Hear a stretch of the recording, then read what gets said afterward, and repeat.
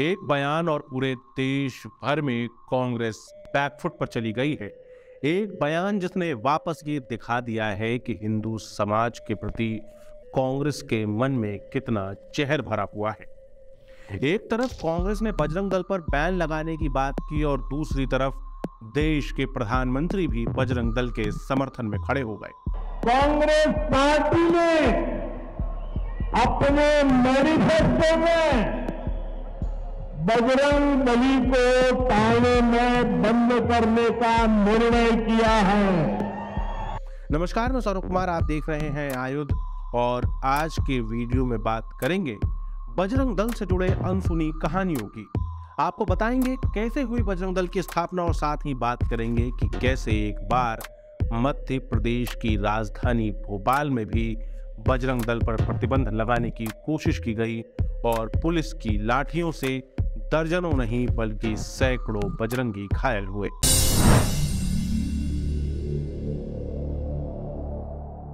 बजरंग दल की स्थापना किसी शौक में नहीं बल्कि एक मजबूरी में की गई थी। बजरंग दल की स्थापना के पीछे भी बड़ी मजेदार कहानी। ये वो दौर था तब देश भर में राम जन्मभूमि आंदोलन चल रहा था। इसी दौरान अक्टूबर 1984 में श्री राम जानकी रथ यात्रा निकाली जानी थी। इस यात्रा के लिए देश भर के संत अयोध्या में जमा हो रहे थे, लेकिन तत्कालीन यूपी सरकार ने इन संतों को सुरक्षा देने से मना कर दिया। स्थिति गंभीर थी, उनके ऊपर सुरक्षा के कई तरह के खतरे थे। इस्लामिक आतंकवादियों द्वारा हमला की जाने की संभावना थी, लेकिन पुलिस बल पूरी तरीके से नदारद थी। ऐसे पर मंच पर खड़े संतों ने आह्वान किया और कहा कि जिस तरह से श्री राम की रक्षा में बजरंग बली की सेना रहती है, वैसे ही संतों की रक्षा में बजरंगियों की सेना खड़ी। संतों का बस इतना कहना था और देखते ही देखते युवाओं का पूरा हुजूम उमड़ पड़ा। उस समय बजरंग दल का नेतृत्व कर रहे थे फायर ब्रांड विश्व परिषद के नेता विनय कटियार। विनय कटियार के नेतृत्व में देखते ही देखते सैकड़ों, दर्जनों, हजारों युवा जमा हुए और युवाओं के समूह ने बजरंग दल का रूप लिया। पूरे राम जन्मभूमि यात्रा के दौरान बजरंगियों का ये समूह संतों की रक्षा करता रहा और इसके बाद भी राम जन्मभूमि आंदोलन में लगे हुए जो लोग थे, उनकी सुरक्षा की जिम्मेदारी बजरंग दल के पास रही। कभी हजारों की संख्या में शुरू हुई, आज बजरंग दल के कार्यकर्ताओं की संख्या देश भर में 27 लाख के करीब है और बजरंग दल 2500 अखाड़ों का संचालन करता है। जिन अखाड़ों में आज भी भारत माता की रक्षा का संकल्प दिलवाया जाता है, जिन अखाड़ों में आज भी भारत के युवाओं को शक्ति संपन्न बनाया जाता है। इसके साथ ही बजरंग दल और भी बहुत तरह के काम करता है। श्री राम जन्मभूमि आंदोलन के साथ साथ गौ रक्षा, गंगा रक्षा, अमरनाथ यात्रा की रक्षा, आतंकवाद और आंतरिक सुरक्षा जैसे गंभीर मसलों पर बजरंग दल हमेशा से एक्टिव रहा है। अमरनाथ यात्रा, आज जिस अमरनाथ यात्रा को गर्व के प्रतीक के तौर पे देखा जाता है, एक समय पर यही अमरनाथ यात्रा खतरे के घेरे में थी। बात साल 1995 की है। उस साल आतंकवादियों ने धमकी दी थी कि अमरनाथ यात्रा पर हमला करेंगे और परिणाम स्वरूप मात्र 400 तीर्थयात्री अमरनाथ यात्रा में पहुंचे थे। ये देखने के बाद बजरंग दल ने राष्ट्रव्यापी आंदोलन करने का निश्चय लिया।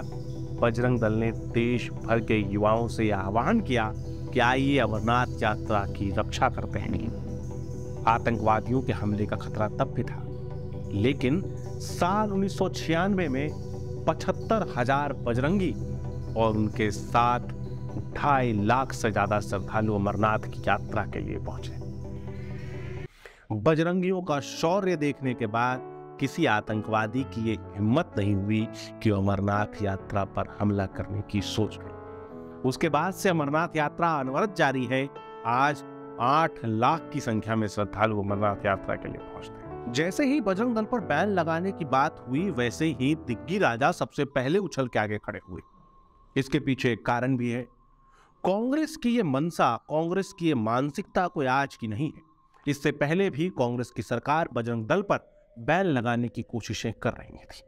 1992 में जब बाबरी मस्जिद का विध्वंस हुआ था, उसके बाद नरसिम्हा राव की सरकार ने बजरंग दल पर प्रतिबंध लगाया था, लेकिन वो कोर्ट के सामने कोई सबूत ही प्रस्तुत नहीं कर पाए और 1993 में बजरंग दल के ऊपर से प्रतिबंध हटा लिया गया। ऐसे ही अशोक गहलोत की सरकार ने राजस्थान में जो बजरंगियों की दीक्षा समारोह होती है उसमें त्रिशूल पकड़ते हैं, उनके त्रिशूल पकड़ने पर बैन लगा दिया था, लेकिन ये भी टिक नहीं पाया और 1-1.5 साल के अंदर ये प्रतिबंध भी हटा लिया गया। ऐसे ही एक बार दिग्विजय सिंह ने भी मध्य प्रदेश की राजधानी भोपाल में बजरंग दल पर प्रतिबंध लगाने की कोशिश की थी। दिग्विजय सिंह ने अपनी पूरी पुलिस उतार दी थी। उस पुलिस ने लाठी से लेकर आंसू गैस के गोले तक बजरंगियों पर चलाए थे, लेकिन बजरंगी अपनी जगह पर अड़े रहे।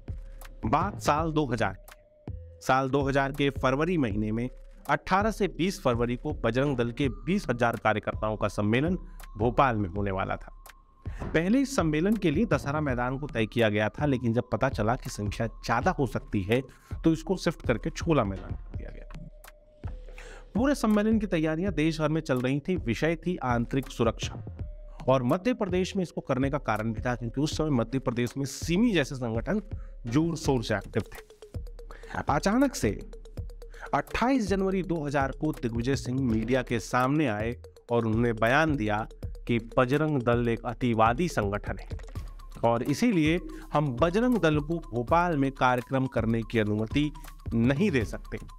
सारी अनुमतियां कैंसिल कर दी गई, लेकिन बजरंग दल ने इसको चैलेंज की तरह लिया। बजरंग दल ने घोषणा की कि कार्यक्रम तो होगा, सम्मेलन तो होगा और उसी छोला मैदान में होगा। अगर दिग्विजय सिंह की हिम्मत है तो रोक कर दिखाएं। इसके बाद दिग्विजय सिंह ने अपनी पूरी ताकत झोंक दी। दिग्विजय सिंह ने अपनी पूरी पुलिस उतार दी। पुलिस ने अपना आताताई रवैया चालू किया और पूरे भोपाल के बाउंड्री में जहां कहीं कोई व्यक्ति ऐसा दिखे जिसके बजरंग दल में होने की संभावना हो, उसको गिरफ्तार कर लिया जाता। पुलिस को लगा था कि उसने सम्मेलन रोक दिया। कलेक्टर साहब बयान देके गए थे कि भोपाल में कोई पंछी भी पर नहीं मार सकता, लेकिन जिस दिन कार्यक्रम तय था उस दिन 1:55 पर अचानक से भोपाल की गलियों में से बजरंगियों का जत्था निकलना शुरू हुआ। जत्थे के जत्थे छोला मैदान की तरफ बढ़ने लगे और देखते ही देखते पुलिस के हाथ पांव फूल गए। पुलिस ने छोला मैदान को छावनी में तब्दील कर दिया था।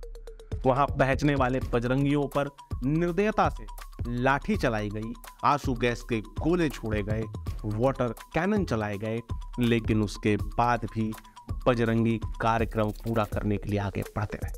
आखिरकार बजरंगियों ने छोला मैदान में भगवा ध्वज फहराया और सरदार जोगिंदर सिंह का भाषण हुआ। इस भाषण के बाद पुलिस ने बजरंगियों को गिरफ्तार कर लिया। पुलिस की इस कार्यवाही में 50 से ज्यादा बजरंगी गंभीर रूप से घायल हुए और हजारों की संख्या में कार्यकर्ता गिरफ्तार किए गए। अब इतने लोगों को गिरफ्तार तो कर लिया था, लेकिन रखने की जगह नहीं थी, तो ऐसे में अस्थायी जेल बनाया गया और इस अस्थायी जेल में जब बजरंगियों को रखा गया तो उन्होंने वहां पर अपने सम्मेलन को पूरा किया और इस तरह बजरंग दल पर बैन लगाने की दिग्विजय सिंह की कोशिश नाकाम रही। दिग्विजय सिंह को मुंह की खानी पड़ी। आज भी पूरी की पूरी कांग्रेस बजरंग दल पर बैन लगाने के समर्थन में उतर आई। कमेंट करके बताइए आपको क्या लगता है, बजरंग दल पर प्रतिबंध लगाना चाहिए? अगर आपको ये वीडियो अच्छा लगा तो अपने दोस्तों के साथ शेयर कीजिए, उनको भी बताइए बजरंग दल के अनसुने किस्सों के बारे में। और अगर आप इस तरह के वीडियोस लगातार देखना चाहते हैं तो हमारे चैनल को सब्सक्राइब कर लीजिए। हम इस तरह के वीडियोस आपके लिए लगातार लेकर आते रहते हैं।